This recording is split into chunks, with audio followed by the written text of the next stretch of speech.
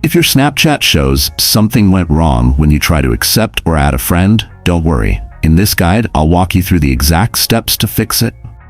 First, open Snapchat and tap your profile icon. From there, go into your settings.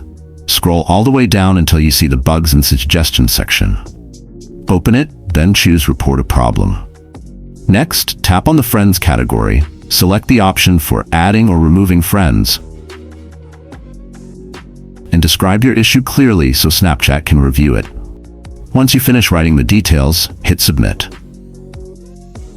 After that, return to your home screen and make sure your Snapchat app is updated. Open the Play Store and install any available update. Now, long press the Snapchat app, tap App Info. Then open Storage. Choose Clear Data, go into Manage Space, and select Delete.